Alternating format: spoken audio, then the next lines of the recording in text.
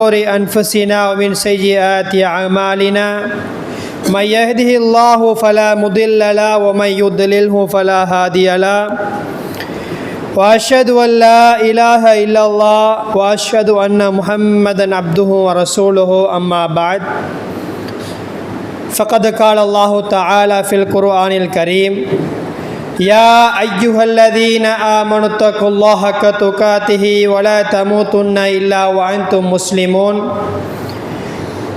فإن أصدق الحديث كتاب الله وخير الهدي هدي محمد صلى الله عليه وسلم وشر الأمور محدثاتها وكل محدثة بدعة وكل بدعة ضلالة وكل ضلالة في النار وبعد சர்வ புகழும் புகழ்ச்சியும் ஏக இறைவன் அல்லாஹ் ஒருவனுக்கே உண்டாகட்டுமாக. அல்ஹம்துலில்லாஹ்.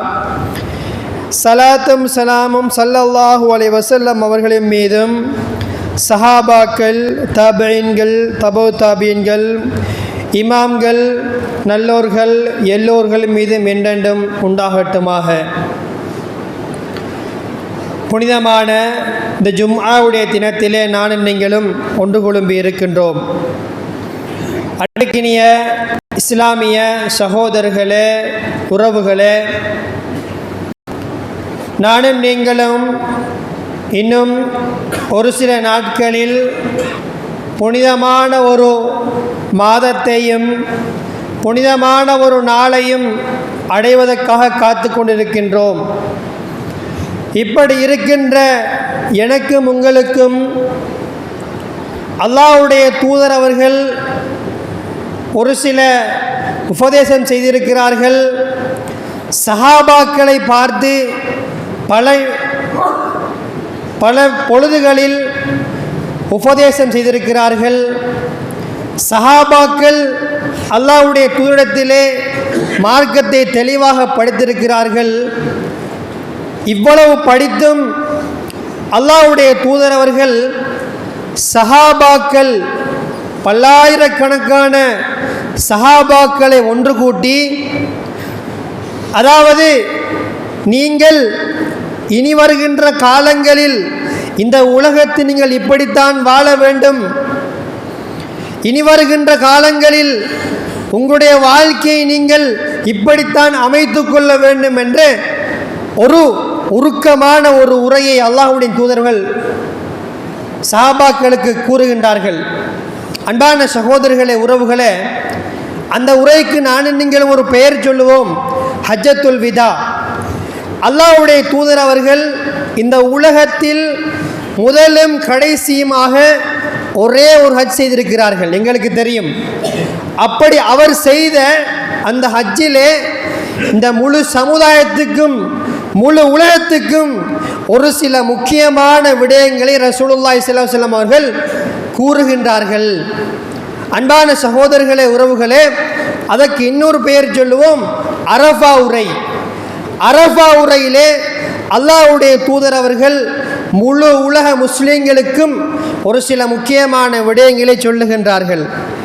அன்பான சகோதரர்களே, உறவுகளே, எங்களுக்கு தெரியும் இந்த உரை அரஃபா என்று சொல்லக்கூடிய பத்தனுல் வாதி என்ற பள்ளத்தாக்கில் அங்கே சஹாபாக்களை வைத்துக்கொண்டு அல்லாஹ்வுடைய தூதரவர்கள் உரை நிகழ்த்துகின்றார்கள்.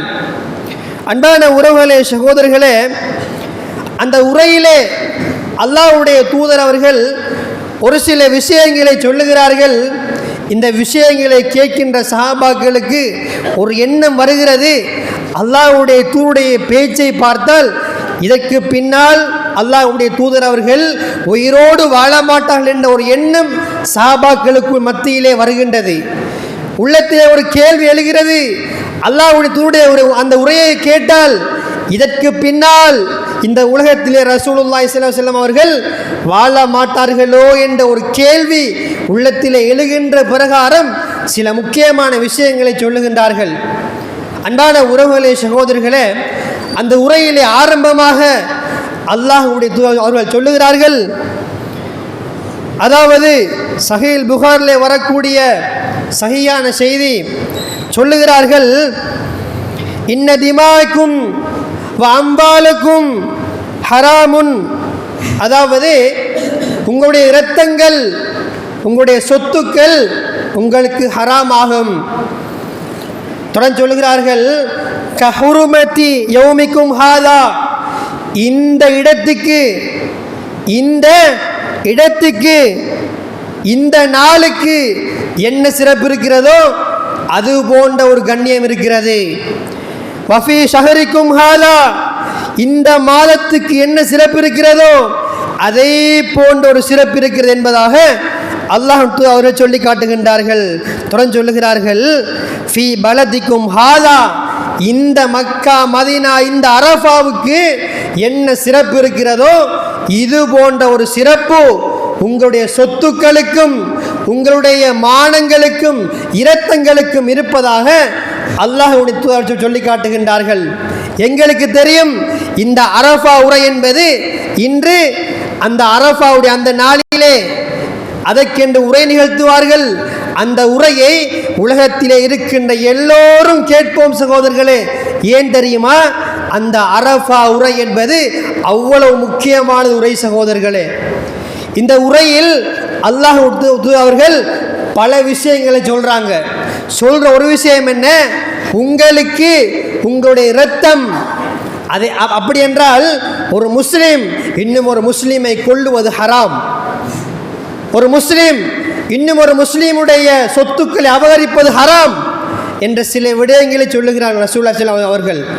அன்பான சகோதரர்களே, உறவுகளே, தொடர்ந்து சொல்லுகிறார்கள், குல்லு அம்ரின் மின் உமூரில் ஜாஹிலியத்தி தஹ்த கதமைய மௌது, ஜாஹிலியா காலத்தில் இருந்த எல்லா அறியாமைகளையும் எனது காலுக்கு கீழே போட்டு நான் மிதித்து விடுகிறேன்.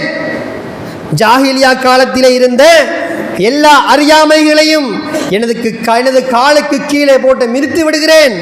தொடர்ந்து சொல்லுகிறார்கள், திமாவுல் ஜாஹிலியத்தி மௌதுஆ, ஜாஹிலியா காலத்திலே பழிக்கு பழியை வாங்க வேண்டும் என்று துடித்தவர் இருக்கிறீர்கள். அந்த பழிக்கு பழி தீர்க்க வேண்டும் என்பதை இன்றைய நாள் எனது காலுக்கு கீழே போட்டு மிதித்து விடுகிறேன். இதற்கு பிறகு இதை பற்றி பேசக்கூடாது. தொடர்ந்து சொல்லுகிறார்கள், வரிபல் ஜாஹிலியத்தி மௌதூன், ஜாஹிலியா காலத்திலே யாரெல்லாம் வட்டியோடு இருந்தீர்களோ அந்த வட்டியை இன்றோடு அழித்து விடுகின்றேன். வைன் அவ்வளு ரிபா அது ரிபானா ரிபா அப்துல்லா இப்னு அப்பாஸ் அப்துல் இப்னு முத்தலிப், அதாவது இந்த உலகத்தில் முதலாவது வட்டியை உருவாக்கியவர், வட்டியை செய்தவர் யாரு? அப்பாஸ் இப்னு அப்துல் முத்தலிப். நான் இன்றோடு இந்த விடயங்கள் எல்லாம் எனது காலுக்கு கீழே போட்டு மிதித்து விடுகிறேன். அன்பான சகோதரர்களே, உறவுகளே, வட்டியை தள்ளுபடி செய்கிறேன் என்பதாக அல்லாஹ் அவர்கள் சொல்லி காட்டுகின்றார்கள். அன்பான சகோதரர்களே, உறவுகளே, அதே தொடர்ந்து சொல்கிறார்கள், ஃபத்தகுல்லா ஃபின் நிசா, பெண்களுடைய விடயத்திலே அல்லாஹ்வை பயந்து கொள்ளுங்கள். ஃபைன்னக்கும் அகத்துமூஹுன்ன பி அமானில்லா, நீங்கள் அவர்களை எடுத்திருப்பது அல்லாஹ்வுடைய அமானிதமாகும், அல்லாஹ் உங்களுக்கு தந்திருக்கின்ற அமானிதமாகும் என்பதை சொல்லுகின்றார்கள். தொடர்ந்து சொல்லுகிறார்கள், வஸ்தஹலல்தும் பி ஃபுரூஜிஹின்ன பி கலிமத்தில்லா, எங்களுக்கு தெரியும் அந்த ஜாஹிலியா காலத்திலே ஒரு மனிதன் திருமணம் முடிக்க வேண்டுமாக இருந்தால் அவன் விபச்சாரத்தின் அடிப்படையிலே இஸ்லாம் கூறுகின்ற பிரகாரத்தை விட்டு தூரமாகி அவன் விரும்புகின்ற பிரகாரம் எல்லாம் திருமணம் முடிக்க முடியும். ரசூலுல்லாஹ் சொல்றாங்க, இன்றைய நாளுக்கு பின்னால யாரும் ஹலால் இல்லாமல் அல்லாஹ்வுடைய வார்த்தைகளை சொல்லாமல் உங்களுடைய திருமணங்களை ஏற்றுக்கொள்ள முடியாது, திருமணம் முடிக்க முடியாது என்பதை சொல்லுகிறார்கள். தொடர்ந்து சொல்லுகிறார்கள், வலக்கும் அலைஹின்ன அல்லா யதீன ஃபுர்ஷஹுன் அஹதன் தக்ரஹூனஹு, அதே போல தொடர்ந்து சொல்லுகிறார்கள், அவர்களுக்குரிய சொத்துக்களை கொடுங்கள் என்பதாக சொல்லுகிறார்கள். அன்பான சகோதரர்களே, உறவுகளே, கடைசியாக சொல்லுகிறார்கள், வாந்தும் தஸ்அலூன அன்னி ஃபமா அன்தும் காயிலூன், நான் இங்கே சொன்ன விடயங்களுக்கெல்லாம் நீங்கள் தான் சாட்சி.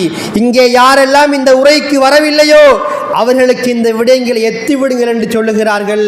அன்பான சகோதரர்களே, உறவுகளே, இந்த விடயங்கள் எல்லாம் சொல்லிவிட்டு ரசூலுல்லாஹி ஸல்லல்லாஹு அலைஹி வஸல்லம் அவர்கள் வானத்தின் மீது கைகளை காட்டி சொல்லுகிறார், யா அல்லாஹ், இன்றைய தினம் இந்த சமூகத்துக்கு சொல்ல வேண்டிய விடயங்கள் எல்லாம் நான் தெளிவாக சொல்லிவிட்டேன், அதற்கு நீ சாட்சி என்பதாக வானத்தின் பக்கம் கைகளை நீட்டி ரசூலுல்லாஹி ஸல்லல்லாஹு அலைஹி வஸல்லம் அவர்கள் சொல்லுகின்றார்கள்.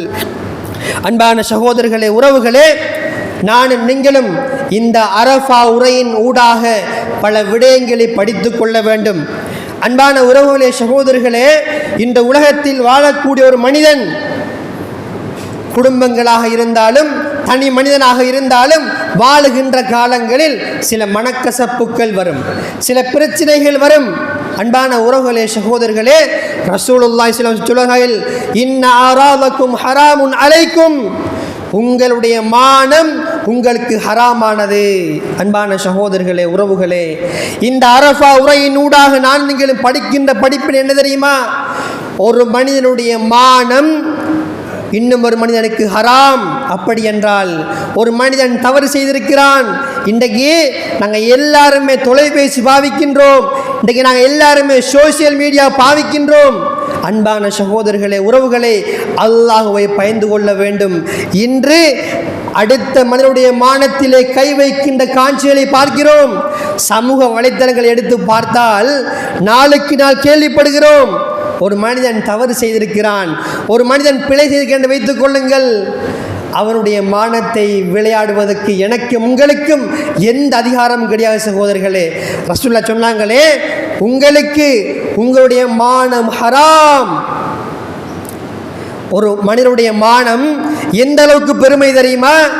இன்றைக்கு ஹஜ்ஜுக்கு போகணும் என்று சொன்னால் 20 லட்சம் 30 லட்சம் செலவழித்து போகணும், அரஃபாவுக்கு போகணும், கஅபாவுக்கு போகணும். இந்த அரஃபாவுக்கு என்ன மரியாதை இருக்கிறதோ, கஅபாவுக்கு என்ன மதிப்பு இருக்கிறதோ, அது போன்றுதான் ஒரு மனிதனுடைய மானத்துக்கு மரியாதை. சகோதரர்களே, அது போன்ற ஒரு மரியாதை, அது போன்ற ஒரு கண்ணியம் ஒரு மனிதனுடைய மானத்துக்கு இருக்கிற. சகோதரர்களே, சிறிய விடயமாக நானும் நீங்களும் என்று ஒரு மனிதனுடைய மானத்திலே கை வைத்து விளையாடுகின்ற பல காட்சிகளை பார்க்க முடிகின்றது.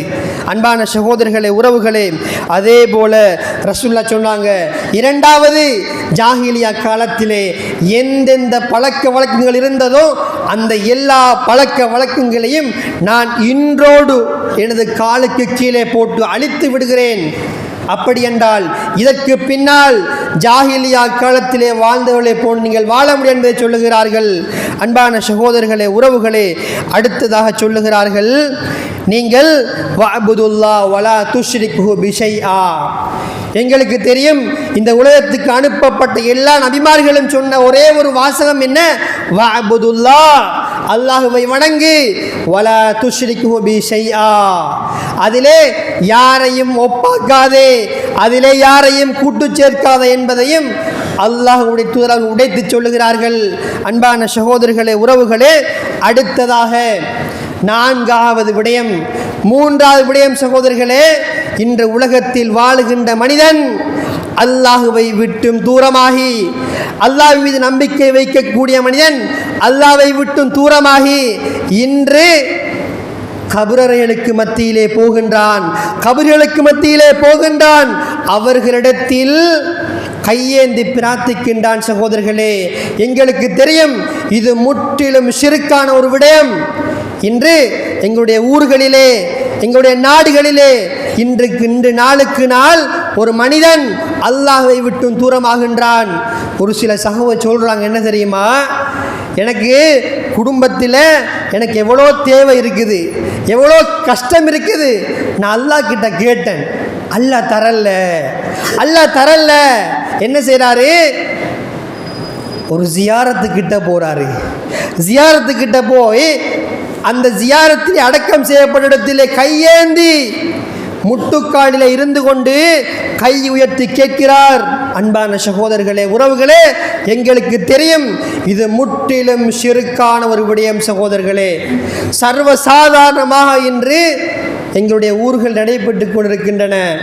அன்பான சகோதரர்களே, உறவுகளே, நான்காவது விடயம் வட்டி. இந்த அரஃபா உரையின் நான்காவது விடயம் என்ன தெரியுமா? வட்டி. இந்த பஜாறுகளில் அல்லாஹ் பாதுகாக்கணும், அல்லாஹ் பாதுகாக்கணும். இன்றைக்கு வட்டி என்பது ஒரு சர்வ சாதாரண விஷயமாக போயிட்டுது. அன்பான சகோதரர்களே, உறவுகளே, அல்லாஹ் சொல்லுகிறானே, நீ வட்டி சாப்பிடுகின்றாயா, நாளை மறுமை நாளில் நீ பைத்தியம் பிடித்தவனை போல் எழுப்பாட்டப்படுவாய். அதே போல நீ வட்டி சாப்பிடுகின்றாயா, வட்டி எடுக்கின்றாயா, நீ அல்லாஹ்வோடும் ரசூலோடும் யுத்தம் செய்வதற்கு தயாராக இருந்து கொள்ளுன்னு ரசூலா சொல்கிறாங்க.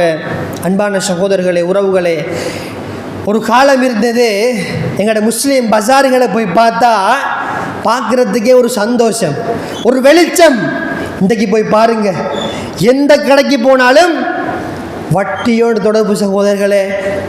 அதிலும் குறிப்பாக ஒரு சில சகோதரர்கள் சொல்லுவாங்க, என்ன தெரியுமா?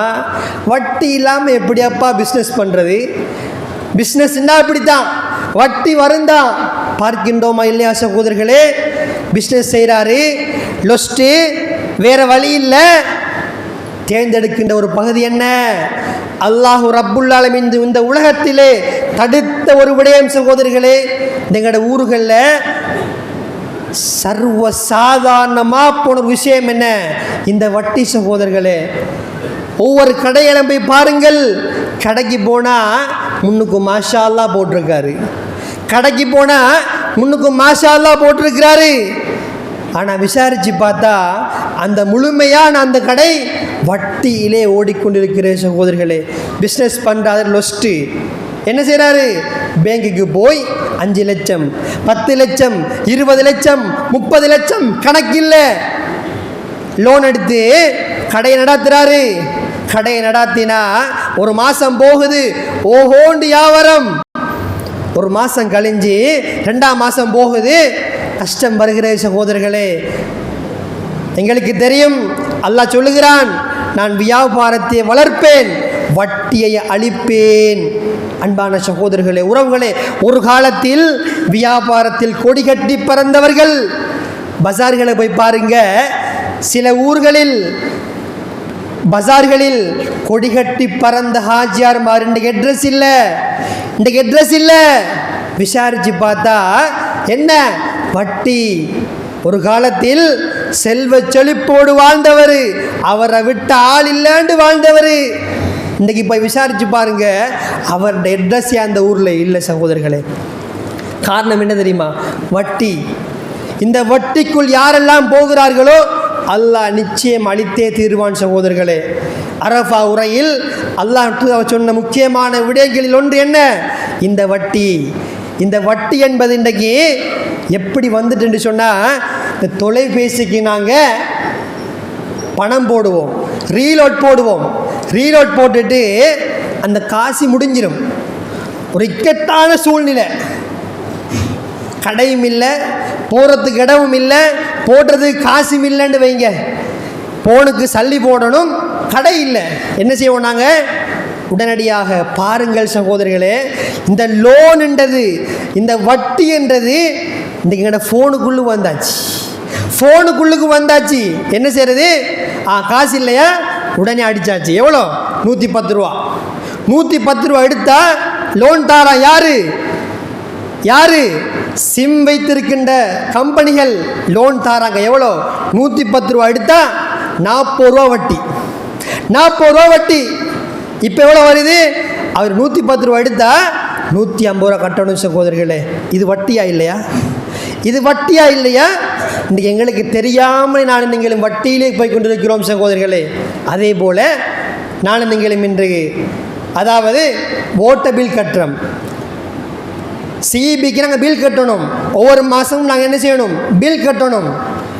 நான் கட்ட வேண்டிய தினத்தில் கட்டலாண்டு வைங்க, ஒரு 3 நாள் போனால், ஒரு கிழமை போனால் வட்டி வருகுது. உதாரணமாக ஒருத்தருக்கு 3000 ரூபாய் பணம் பில் என்று சொன்னால், அவர் சரியான முறையிலே கட்டவில்லை என்றால் 20 ரூபாய், 30 ரூபாய், 50 ரூபாய், 100 ரூபாய் வரைக்கும் இன்றைக்கு எங்களை அறியாமலே வட்டி பணம் செலுத்துகிறோம் சகோதரர்களே. அதே போல் இன்னும் ஒரு பக்கம் என்ன? இந்த டெபிட் கார்டு. இந்த ஏடிஎம்மில் போனால் இருக்கிற எல்லா சல்லியும் எடுக்கிறது. அன்பான சகோதரர்களை, உறவுகளை செக் பண்ணி பாருங்கள். புக்கை கொடுத்து அப்டேட் பண்ணி பாருங்கள், புத்தகத்தை கொடுத்து அதில் ஒரு சில வரவு வந்திருக்கும். 14 ரூபா, 40 ரூபா, 20 ரூபா, 50 ரூபா. இது என்ன வட்டி சகோதரர்களே? இந்த கார்டை போட்டால் சல்லி எடுத்துகிட்டு வாரம். இதை எதுவுமே நாங்கள் பார்க்குறல்ல சகோதரர்களே, எதுவுமே பார்க்குறல்ல. பேங்குக்கு போகிறோம், கார்டை போடுறோம், சல்லி எடுத்துகிட்டு வாரம் சகோதரர்களே. ஆனால் என்ன செய்கிறான்? எங்களுடைய பணம் அங்கே இருக்கின்ற காலம் வரைக்கும் வட்டி பணம் வந்து கொண்டே இருக்கிறது சகோதரர்களே. இப்படி சின்ன சின்ன விஷயங்களை நாங்கள் இன்றைக்கு வட்டி என்ற விடயத்திலே அல்லாஹ்வும் தூதரும் எச்சரித்த அந்த விடயத்திலே கவனக்குறைவாக இருக்கிறோம் சகோதரர்களே. இந்த விடயத்தினால் நீங்கள் மிக முழிப்போடு இருக்க வேண்டும் சகோதரர்களே. அன்பான சகோதரர்களே, உறவுகளே, அதே போல் நீங்களோட ஊர்களில் ஒரு காலம் ஒரு பொருள் வாங்கணும்னு சொன்னால் நாங்கள் டவுனுக்கு போகணும். இன்றைக்கு எப்படி? இன்றைக்கு வீடு தேடி வாரான். வீடு தேடி வந்து என்ன சொல்கிறான்? ஃப்ரிட்ஜ் தேவையா? ஃப்ரிட்ஜை வாங்குங்க. பெஸ்ட் எவ்வளோ கட்டணும்? Down payment 40,000. அன்பான சகோதரர்களே, உறவுகளை எப்படி லேசாக்குறான்? அந்த ஃப்ரிட்ஜுடைய பெறுமதி எவ்வளோ? 1,20,000. இவன் என்ன சொல்கிறான்? 1,20,000 தான் பெறுமதி. நீங்கள் கேஷ் கொடுத்து வாங்கினா 1,20,000. அப்படி இல்லாமல் நீங்கள் கட்டு காசுக்கு எடுத்தால் 1,40,000, 1,50,000. என்ன சொல்கிறான்? ஆரம்பத்தில் நீங்கள் 40,000 கட்டுங்க, மாதம் நீங்கள் என்ன செய்யுங்க? ஒரு தொகையை கட்டுங்க. அன்பான சகோதரர்களே, உறவுகளே, இன்று எங்களுடைய ஊர்களில் குறிப்பாக பெண்கள் வீட்டில் கணவன் இல்லை, பொறுப்புதாரர் இல்லை, என்ன செய்கிறாங்க? பெண்மணிகள் இன்றைக்கு நிறைய பொருட்களை வாங்குகிறார்கள். விளக்கம் தெரியா, விஷயம் தெரியா வாங்குகிறார்கள். மாதம் கட்டுறது எவ்வளோ? 1,20,000 பெறுமதியான ஒரு பொருளை 1,50,000 கொடுத்து வாங்குகிறோம் சகோதரர்களே. 30,000 வட்டியாக வருகிறது. அன்பான சகோதரர்களே, உறவுகளே, இன்றைக்கு வீட்டுக்கு வீடு, தெருக்கு தெரு வருகிறார்கள். பொருட்கள் வேண்டுமா? தாராளமாக வாங்குங்கள், மாதம் கட்டிக்கலாம், எந்த பிரச்சனையும் கிடையாது. அன்பான சகோதரர்களே, உறவுகளே, வட்டி என்பது இந்த உலகத்தில் என்னையும் உங்களையும் அழிக்கக்கூடிய ஒரு விஷயம் சகோதரர்களே, என்பதை மறந்துவிடக்கூடாது சகோதரர்களே. அன்பான உறவுகளே, சகோதரர்களே, அதே போல மனைவியுடைய விடயத்தில் கவனமாக இருங்கள். இன்றைக்கு ஆண்களை பொறுத்தவரையில் மாதத்துக்கு 4 வாரம் பள்ளிவாசலுக்கு வருகிறோம், மார்க்க விடயங்களை படிக்கிறோம். ஆனால் பெண்மணிகளை பொறுத்தவரையில் அதிகமான விடயங்கள் தெரியாத மக்களாக இருக்கிறார்கள். அதிகமான பெண்மணிகள் மார்க்கத்தின் அடிப்படை கூட தெரியாமல் இருக்கிறார்கள். தொழுவதற்கு தெரியாது, ஓதுவதற்கு தெரியாது. அன்பான சகோதரர்களே, உறவுகளே, அல்லாஹ் தூதர் அவர்கள் அரஃபா உரையிலே முக்கியமாக சொல்லுகிறார்கள், உங்களுடைய மனைவியுடைய விடயத்திலே மிக கவனமாக இருங்கள், கவனம் செலுத்துங்கள். நாளை மறுமை நாளில் நீங்கள் சுவனம் செல்ல வேண்டுமாக இருந்தால் மனைவிக்கு மார்க்கத்தை படித்து கொடுங்கள் சகோதரர்களே. அன்பான உறவுகளே, சகோதரர்களே, நீங்கள் நாளை மறுமை நாளில் குடும்பத்தோடு சுவனத்தில் செல்ல வேண்டுமா? மனைவிக்கு மார்க்கத்தை படித்து கொடுங்கள். என்று இருக்கின்ற அதிகமான பெண்மணிகள் மார்க்க விடயங்கள் தெரியாதவர்களாக இருக்கிறார்கள். எங்களுக்கு தெரியும், எங்களோட வீட்டில் காலையில் 6 மணிக்கு வேலைக்கு போனால் அந்த 6 மணிக்கு தான் வருவார் இவர். அதுக்கிடையில் நடக்கின்ற எந்த விடயமும் இவருக்கு தெரியாது. அன்பான சகோதரர்களே, உறவுகளே, இதனால் என்ன நடக்குது தெரியுமா? இன்று ஒரு சில பெண்மணிகள் இஸ்லாத்தை விட்டும் தூரமாகின்ற காட்சிகளை பார்க்கின்றோம். சோசியல் மீடியாக்களில் தான் ஒரு முஸ்லீம் என்பதை கூட மறந்து செயற்படுகின்ற காட்சிகளை பார்க்கின்றோம். என்ன காரணம்? அங்கே பார்க்கறது கேட்கறதுக்கு ஆள் இல்லை. இருக்கிற உம்மாக்கும் எந்த விஷயமும் தெரியாது, அவங்களுக்கும் மார்க்கம் தெரியாது. அந்த பிள்ளை மார்க்கம் தெரியாதவராக வளர்ந்து நாளை உங்களுக்கு அவப்பேரை ஏற்படுத்துகிற சகோதரர்களே. கணவன் மனைவி விடயத்தில் மிக கவனமாக இருக்க வேண்டும். அடுத்ததாக ரசூலுல்லாஹ் சொன்னாங்க, நீங்கள் சஹாபாக்களை பார்த்து சொன்னார்கள், நீங்கள் அதாவது நீங்கள் உலகத்தில் வாழுகின்ற காலங்களிலெல்லாம் அல்லாஹ்வுடைய கிதாபை, அல்லாஹ்வுடைய வேதத்தை பற்றி பிடித்து கொள்ளுங்கள். மார்க்கம் என்று வருகிறதா அதிலே அட்ஜஸ்ட்மெண்ட் செய்ய வேண்டாம். மார்க்கம் என்று வருகிறதா, ஹராம் என்று வருகிறதா, ஷிர்க் என்று வருகிறதா, அதிலே எந்த அட்ஜஸ்ட்மெண்ட்டும் கிடையாது சகோதரர்களே. இன்றைக்கி எங்களுக்கு மத்தியில் மார்க்கம் எப்படி போனாலும் சரி, இன்றைக்கி நாங்கள் என்ன செய்கிறோம், சில விஷயங்களில் விட்டு கொடுக்கிறோம். நீ கபர் வணங்குகின்றாயா, நீ கபர் வணங்குகின்றாயா, அப்படி என்றால் நீ இந்த உலகத்தில் இருக்கின்ற வரைக்கும் நான் உன்னோடு போராடுவேன். நீ அல்லாஹ்வுக்கு எதிராக இருக்கிறாய், உன்னோட எனக்கும் உனக்கும் எந்த அட்ஜஸ்ட்மெண்ட்டும் கிடையாது, என்ன அட்ஜஸ்ட்மெண்ட்டும் கிடையாது. நீ அல்லாஹ்வுக்கு நிகராக இந்த உலகத்தில் ஒரு கபரை வணங்குகிறாய் என்றால், அப்படி இருக்கின்ற உன்னோடு எனக்கும் உனக்கும் எந்த சம்பந்தமும் கிடையாது சகோதரர்களே. அன்பான உறவுகளே, சகோதரர்கள், ஏன் தெரியுமா, மார்க்கம் என்று வருகின்ற நேரம் அட்ஜஸ்ட்மெண்ட். இப்போ கொஞ்சம் விட்டு போவோம், விட்டு பிடிப்போம்.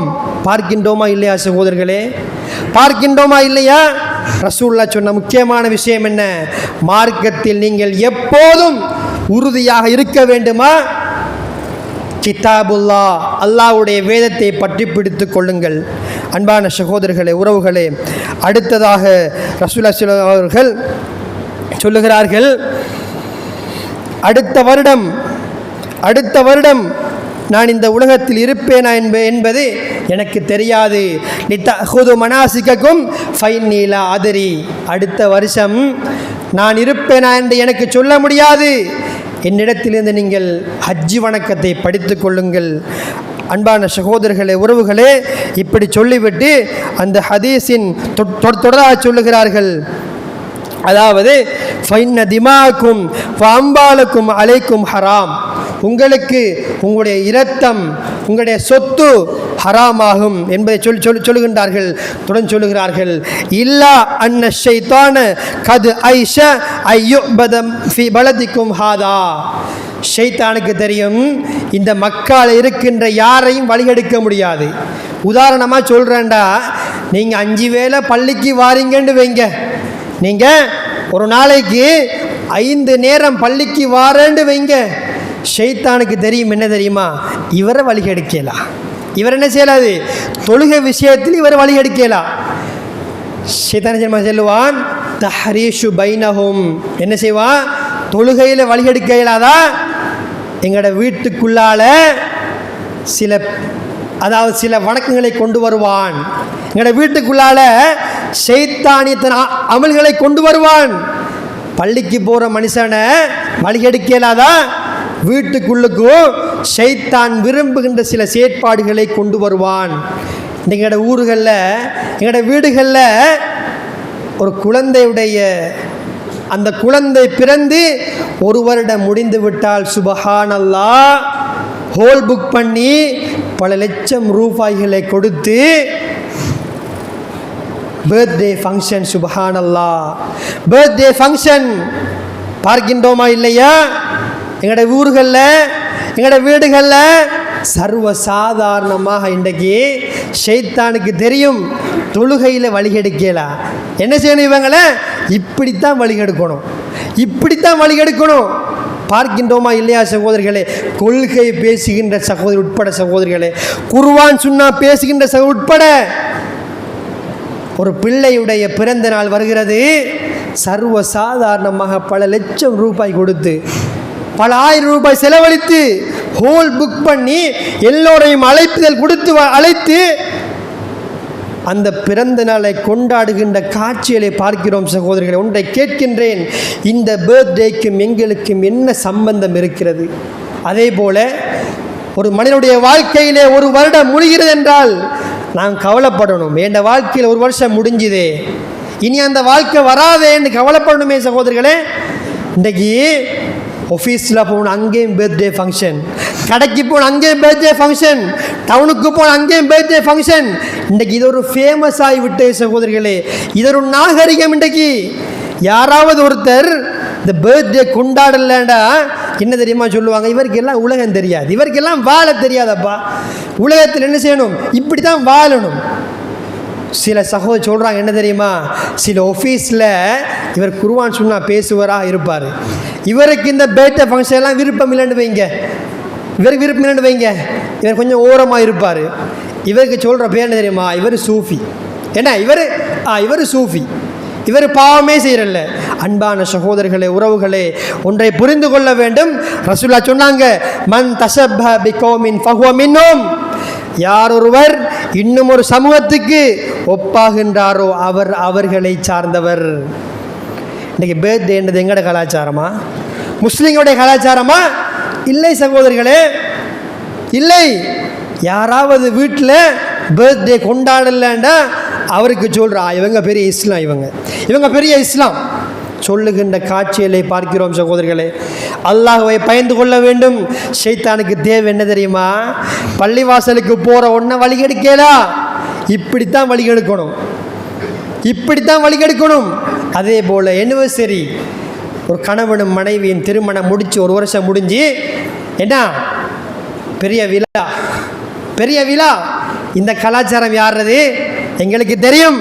உங்களுடைய ஊர்களிலே வாழ்கின்ற மக்கள் போய் பாருங்க, ஒரு வருஷம் முடிஞ்சா அந்த வீட்டிலே செய்கின்ற விடயங்கள் எல்லாம் எங்களுக்கு தெரியும் சகோதரிகளே. அதே போன்ற ஒரு விடயத்தை நான் நீங்களும் என்று ஃபர்ஸ்ட் அனிவர்சரி, செகண்ட் அனிவர்சரி கொண்டாடுகின்றோமா இல்லையா சகோதரிகளே? கொண்டாடுகின்றோமா இல்லையா? இது ஷைத்தானை நான் நீங்களும் வணங்குவதற்கு சமம் சகோதரிகளே. இந்த விடயங்கள் கவனமாக இருக்க வேண்டும். அதே போல உலகத்தில் வாழுகின்ற காலங்களில் குர்ஆன் சுன்னாவை பற்றி பிடித்து கொள்ள வேண்டும். என்ன பிரச்சனை வந்தாலும், என்ன கஷ்டம் வந்தாலும் குர்ஆன் சுன்னாவோடு வாழுகின்ற மக்களாக நான் நீங்களும் இருக்க வேண்டும் சகோதரிகளே. அதே போல அன்பான சகோதரர்களே, உறவுகளே, உலகத்தில் வாழுகின்ற காலங்களில் முடியுமான வரைக்கும் அடுத்த மனிதனுடைய மானம் விடயத்தில் மிக கவனமாக இருக்கணும். இன்றைக்கி சோஷியல் மீடியாவை திறந்தாலே ஒருத்தரை ஃபோட்டோவை போட்டு அவருடைய பேரை போட்டு ஊரை போட்டு சர்வசாதாரணமாக எழுதுகிறாங்க. ஒன்றை புரிந்து கொள்ள வேண்டும். எழுதுகின்ற கை அல்லாஹ்வுடைய பார்வையில் அமானிதம் சகோதரர்களே. நாளை மறுமை நாளில் இன்றைக்கி நாவு பேசுது, நாளை மறுமை நாளில் கை பேசும் சகோதரர்களே. நாவுக்கு பூட்டு போடப்படும், அடுத்த எல்லா உறுப்புகளும் பேசும். இந்த உலகத்தில் நான் நீங்களும் வாழுகின்ற காலங்களில் யாராவது ஒருத்தரை பற்றி தேவையில்லாமல் ஃபேஸ்புக்கில் எழுதியிருந்தா நாளைக்கு மறுமை நாளில் அந்த கை எமக்கு எதிராக பேசும் சகோதரர்களே. இன்றைக்கி சில விடயங்களை பார்த்தோம், சில வதந்தி, சில பொய் அதிகமான சகோதரர்கள். இது விளங்குதில்லை. வருகின்ற எல்லா விஷயங்களையும் ஷேர் பண்ணுறது. இன்றைக்கு குரூப்புகள், வாட்ஸ்அப் குரூப்புகள் என்னை திறந்து வச்சுட்டு குரூப்பில் வார எல்லாத்தையும் ஷேர் பண்ணுறது. எதால் ஷேர் பண்ணுறோம்? இந்த கையால் ஷேர் பண்ணுகிறோம் சகோதரர்களே. எங்களுக்கு தெரியும் இந்த கை என்பது அல்லாஹ் இருக்கின்ற அமானிதம். வருகின்ற எல்லா செய்திகளையும் ஷேர் பண்ணுறது, அது சரியா பிழையா, நடந்துச்சா இல்லையா என்று எதுவுமே பார்க்கிறல்ல, சர்வ சாதாரணமாக இன்றைக்கு ஷேர் பண்ணுகின்ற சகோதரிகளை பார்க்கிறோம் சகோதரிகளே. எனவே இந்த உரையின் ஊடாக நான் நீங்களும் படிக்கின்ற முதலாவது படிப்பினை, ஒரு மனிதனுடைய மான விடயத்தில் வாய்களை உசுப்பி விடாதீர்கள், பேசி விடாதீர்கள், எழுதி விடாதீர்கள். அப்படி எழுதுவோமாக இருந்தால் நாளை நிச்சயம் சத்தியம் அல்லாஹ்விடத்தில் விசாரிக்கப்படுவோம் சகோதரிகளே. அதே போல ஃபலா தர்ஜிஉ பஅதி குஃபாரா, எனது மரணத்துக்கு பின்னால் நீங்கள் உங்களையே கொலை செய்து கொண்டு காஃபிராகிவிட வேண்டாம். இன்றைக்கு பார்க்கிறோம் முஸ்லீம் சகோதரர்கள், கணவன் அதாவது சகோதரன் உலகத்தில் சந்தோஷமாக வாழ்கிறார்கள். ஒரு சின்ன பிரச்சனை, ஒரு காணி பிரச்சனை வைங்க, முதலாவது வேலை என்ன? தம்பியை கொல்றது தான். இன்றைக்கி கொலை என்பது சர்வ சாதாரண விஷயமாக போயிட்டு சகோதரிகளே. ரசூலுல்லாஹ் சொன்னாங்க என்ன தெரியுமா? எனக்கு பின்னால் நீங்கள் உங்களை கொண்டு கொலை செய்து நீங்கள் காஃபிராகி விட வேண்டாம். இன்றைக்கி சிறிய பிரச்சனை வந்தாலும் என்ன தீர்வு? அவரை கொல்றது தான். பார்க்கின்றோமா இல்லையா சகோதரிகளே? அதே போல உலகத்தில் வாழுகின்ற காலங்களில் இஸ்லாம் என்பது அடுத்த மதங்களைப் போன்று எங்களை இறுக்கி வைக்கவில்லை. சுதந்திரம் இருக்கிறது, சுதந்திரமாக இந்த உலகத்தில் வாழலாம். ஒரு மனிதன் இந்த உலகத்தில் வாழுகின்ற காலங்களில் தான் ஒரு முஸ்லீம் என்பதை மறந்துவிடக்கூடாது. முடியுமான வரைக்கும் நன்மைகளை சம்பாதிக்க வேண்டும். எங்களுக்கு தெரியும், இதா மாத்தல் இன்சான் இன்கத் அமலு இல்லா மின் சலாஸ். ஒரு மனிதன் மரணித்து விட்டால் 3 விடயங்களை தவிர மற்ற எல்லா விடயங்களும் இந்த உலகத்தோடு நின்றுவிடும் சகோதரர்களே. அதில் 3 விஷயங்களை தவிர, அதில் ஒன்று என்ன? சதக்கத்துன் ஜாரியா. அவர் இந்த உலகத்தில் செய்த நிரந்தரமான தர்மம். உலகத்தில் வாழுகின்ற காலங்களில் முடியுமான வரைக்கும் நன்மைகளை சம்பாதிப்போம். புறம் பேசாமல் இருப்போம், கோல் சொல்லாமல் இருப்போம். பஜாருக்கு போனால் 4 பேர் சேர்ந்தா 5 நபரை பற்றி பேசுகிறோம், 3 பேர் சேர்ந்தா 4 நபரை பற்றி பேசுகிறோம். எங்களுடைய கால நேரம் எல்லாம் இன்று வீண் விரயமாக போயிருக்கிற சகோதரர்களே. எனவே உலகத்தில் வாழுகின்ற காலங்களில் சொற்ப காலம் வாழப்போகிறோம். மரணம் என்பது அடுத்த நிமிடம் வரலாம், யாருக்கும் சொல்ல முடியாது. அடுத்த நிமிடம் வரலாம், யாருக்கும் சொல்ல முடியாது. நேற்று இருந்தவங்க இன்றைக்கு இல்லை, இன்றைக்கு வாழ்ந்தவங்க நாளைக்கு இல்லை, நாளைக்கு இருந்தவங்க அடுத்த மாதம் இல்லை, அடுத்த மாதம் இருந்தவங்க அடுத்த வருஷம் இல்லை. மரணம் துரத்தி கொண்டு வந்து கொண்டே இருக்கிற சகோதரர்களே. எனவே முடியுமான வரைக்கும் நன்மைகளை சம்பாதித்து நாளை மறுமை ஜன்னத்துல் ஃபிர்தௌஸை அடையக்கூடிய பாக்கியத்தை நம் அனைவருக்கும் அல்லாஹ் நசீபாக்குவானாக.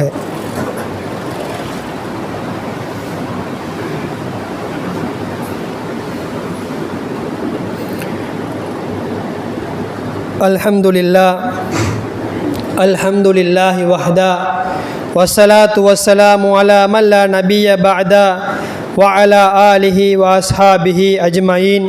அம்மா பஅத். கணித்துக்குரிய இஸ்லாமிய சகோதரர்களே, உறவுகளே, இந்த அரஃபா உரையின் ஊடாக நானும் நீங்களும் சில முக்கியமான விடயங்களை தெரிந்து கொள்ள வேண்டும். நான் ஏற்கனவே சொன்னது போல அந்த அரஃபா உரையில் ரசூலுல்லாஹ் ஒரு சில விடயங்களை முக்கியமாக எச்சரித்து சொன்னார்கள்.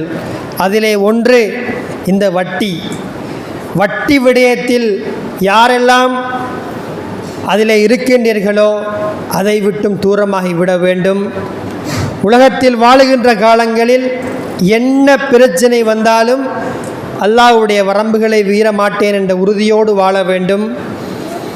வியாபாரம் செய்கிறோம், எங்களுக்கு தெரியும் நாங்கள் செய்கின்ற வியாபாரம் ஹலாலாக இருக்குமாக இருந்தால் அதில் லொஸ்டும் வரும், லாபமும் வரும்.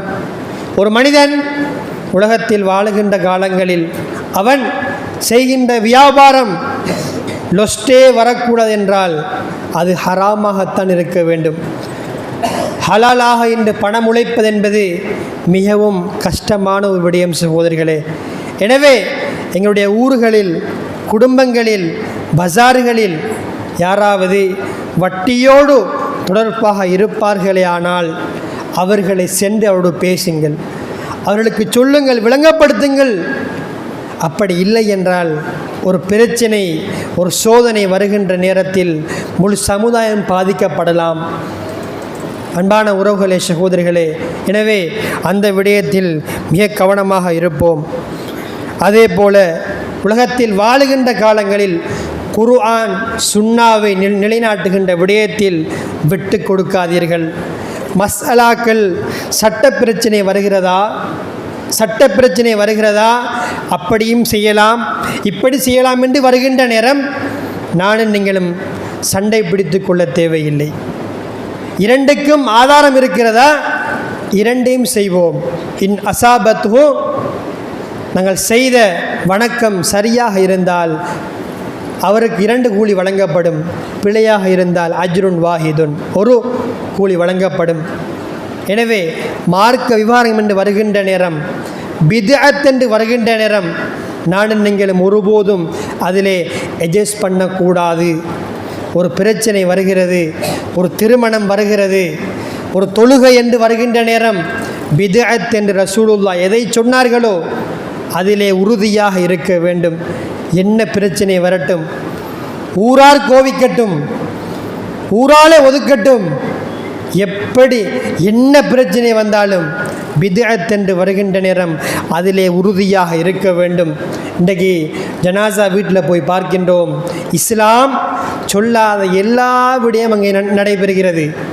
அதற்கு ஒரு சில சகோதரர்கள் உதவியாக இருக்கிறாங்க.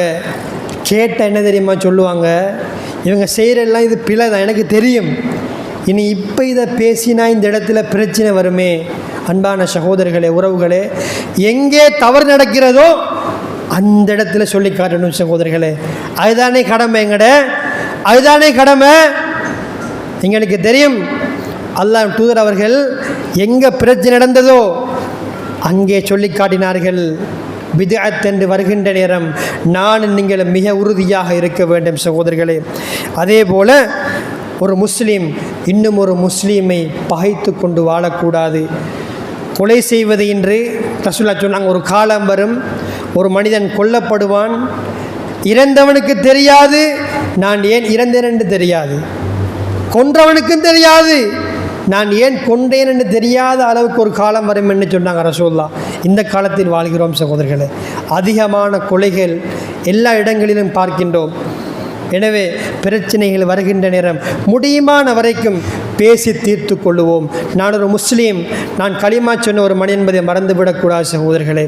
அதே போல் அடுத்த மனிதனுடைய மானம் விஷயத்தில் கவனமாக இருப்போம். அதே போல் கடைசியாக எங்களுடைய வீடுகளிலே ஷிர்கான விடயங்கள், பிதத்தான விடயங்கள், இன்னும் ஒரு சமூகத்துக்கு ஒப்பாகின்ற விடயங்கள் நடைபெறுமாக இருந்தால் முடியுமான வரைக்கும் தடுப்போம், முடியுமான வரைக்கும் தடுப்போம். சில வீடுகளில் இந்த அந்நிய கலாச்சாரம் அரங்கேறுகின்ற நேரம் மனைவி என்ன தெரியுமா சொல்லுவா, பிள்ளைக்கு பெருநாள் பிள்ளையுடைய பர்த்டே வந்திருக்குது, அதுக்கு கேக் வெட்டலைன்னு சொன்னால் புள்ளை ஏங்கி போயிடுவான், புள்ளை ஏங்கி போயிடுவான். என்ன செய்ய, அதுக்காக என்ன செய்கிறது, வாப்பா மாறும் பணங்களை கொடுக்கிறது.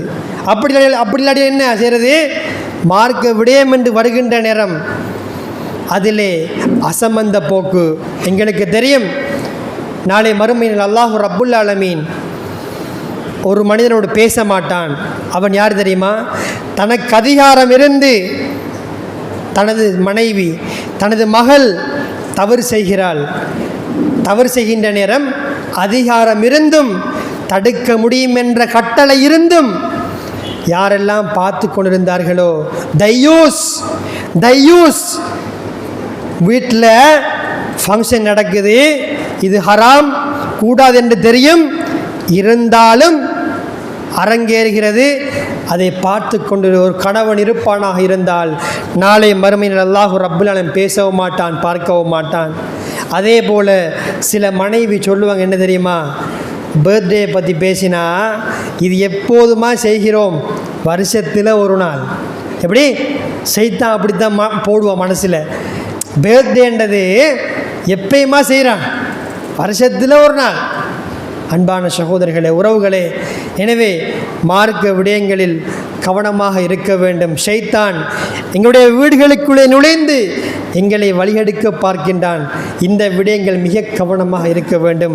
அதே போல் இந்த உலகத்தில் வாழுகின்ற காலங்களில் நானும் நீங்கள் உழைக்கின்ற பணம் ஹலாலாக இருக்க வேண்டும், ஹலாலாக இருக்க வேண்டும். அந்த விடயத்தில் மிக கவனமாக இருக்க வேண்டும் சகோதரர்களே. கடைசியாக ஒரே ஒரு விடயத்தை சொல்லி முடித்துக் கொள்கின்றேன். எங்களுடைய பணம் ஹலாலாக இருக்க வேண்டும். எங்களுக்கு தெரியும், யாருடைய உடம்பிலே ஹராம் கலந்திருக்கிறதோ அவருடைய பிரார்த்தனை ஏற்றுக்கொள்ளப்பட மாட்டாது. இன்றைக்கு நாங்கள் வட்டி எடுக்கிறல்ல, லீசிங் போடுறல்ல, ஹராமுண்டா நாங்கள் என்ன விபச்சாரம் செய்கிறல்ல, கபருக்கு போகிறல்ல, இந்த விஷயத்தில் நாங்கள் என்ன முக்கியமாக கண்டும் கருத்துமாக இருக்கிறோம். ஆனால் நீங்களோட பஜார்களை போய் பாருங்கள், முஸ்லீம் கடைகள் கடைக்கு முன்னால் மாஷா அல்லாஹ் போட்டிருக்கிறாரு. போய் பார்த்தா சிகரெட் விற்கிறாரு. எங்களோட ஊர்களில் அதிகமான இடங்களில் நாங்கள் போர்க்குடி தூக்குகின்றோம். எங்களுடைய ஊரிலே போதை ஒழிக்க வேண்டும் என்று பேசுகிறோம் சகோதரர்களே. பேசுகின்றவன் கடையிலே சிகரெட் விற்கின்றான் என்றால் யாரை ஏமாற்றுகிறோம் சகோதரர்களே? ஹோட்டலுக்கு போய் சாப்பிட்டுட்டு வார நேரத்தில் நாங்கள் குடிக்கலன்னு வைங்க, பொஸ் கேட்பார் என்ன தெரியுமா, நீங்கள் பத்திரலையா? அல்லாஹ்வை பயந்து கொள்ள வேண்டும் சகோதரர்களே. நாங்கள் உழைக்கின்ற ஒவ்வொரு ரூபாயிலும் ஹலாலாக இருக்க வேண்டும். இன்றைக்கி முஸ்லீம் கடைகளில் தாடியை வச்சுட்டு தொப்பியை போட்டுட்டு சிகரெட் விற்கிறாரு ஹாஜியார். அன்பான சகோதரர்களே, உறவுகளே, எங்களோட ஊர்களில் மிகப்பெரிய ஒரு எதிரி இந்த போதை பார்க்கிறோம். இன்றைக்கி முஸ்லீம் ஊர்களில் சுபஹானல்லாஹ், முஸ்லீம் ஊர்களில் பார்க்கிறோம். பாடசாலை செல்கின்ற மாணவனுடைய பையிலே மதுபான போத்தல் இருக்கிறது. இன்றைக்கி எங்களோட முஸ்லீம் ஊர்களை பேஸ் பண்ணி அதிகமான வியாபாரிகள் போதைப் பொருளை விற்று கொண்டிருக்கிறார்கள் சகோதரிகளே. போதையை ஒழிக்கணுமா? முதலாவது நாங்கள் விற்கிறத நிப்பாட்டணும் சகோதரிகளே. கடைகளில் போய் இந்த போதை விற்கிறது ஹராம்னு சொல்லி பாருங்கள், என்ன தெரியுமா சொல்லுவாங்க, உங்களுக்கு எல்லாம் பிஸ்னஸ் தெரியாது. சில சகோதரர் சொல்லுவாங்க என்ன தெரியுமா, சிகரெட் விற்கலன்னு சொன்னால் கடைக்கு வரமாட்டாங்களாம். சிகரெட் விற்கலன்னு சொன்னால் கடைக்கு வரமாட்டார்களாம். சொல்லுகின்றோமா இல்லையா சகோதரிகளே? குறிப்பாக ஹோட்டல் வைத்திருக்கின்ற சகோதரர்கள் எல்லோரும் அல்ல, அல்லாஹுவை பயந்து ஹலாலாக செய்கின்ற மக்கள் இருக்கிறார்கள். இருந்தாலும் ஒரு சில மனிதர் இந்த விடயத்திலே கவனக்குறைவாக இருக்கிறார்கள். எனவே யாரெல்லாம் எங்களுடைய கடைகளில் சிகரெட் விற்கின்றோமா, முடிவெடுங்கள் சகோதரிகளே. ஒரு நாளைக்கு நான் 1000 ரூபாய் உழைத்தாலும் அல்லாஹ் தருகின்ற பணம், நான் ஹராத்தின் பக்கம் போக மாட்டேன், ஹராமான பொருட்களை விற்க மாட்டேன் என்று முடிவெடுக்க வேண்டும் சகோதரர்களே. அப்படி இல்லை என்றால் அரசாங்கம் எத்தனை சட்டங்கள் போடட்டும். இன்றைக்கி எங்களோட நாட்டில் ஒவ்வொரு நாளும் எத்தனை கைது, போதைப் பொருளை வைத்திருந்த சகோதரர்கள் 500 பேர் கைது, 1000 பேர் கைது. இன்றைக்கி போதைப் பொருள் குறைஞ்சிட்டா? இல்லையே சகோதரர்களே, இல்லையே. அன்பான உறவுகளே, சகோதரர்களே, எனவே சமூகத்தின் மீது அக்கறை இருந்தால், சுவனம் செல்ல வேண்டுமாக இருந்தால், நான் உழைக்கின்ற பணம் ஹலாலாக இருக்க வேண்டுமா இருந்தால், யாரெல்லாம் சிகரெட் விற்கின்றீர்களோ அதை இன்றைய நாளுடன் தவிர்த்து கொள்ளுங்கள் அல்லாஹ்வுக்காக. எனவே அன்பான உறவுகளே, சகோதரர்களே, இந்த அரஃபா உரையின் ஊடாக சில செய்திகள் உங்களோடு பேச கிடைத்தது. எனவே இந்த விடயங்களில் எங்களுடைய வாழ்க்கையில் அமல்படுத்தி நாளை மறுமை ஜன்னத்துல் ஃபிர்தௌஸை அடையக்கூடிய பாக்கியத்தை நம் அனைவருக்கும் அல்லாஹ் நசீபாக்குவானாக. வாஹ் பில் ஆலமீன். அஸ்ஸலாமு அலைக்கும் வரஹ்மத்துல்லாஹி வபரகாத்துஹு. الله أكبر الله أكبر لا إله إلا الله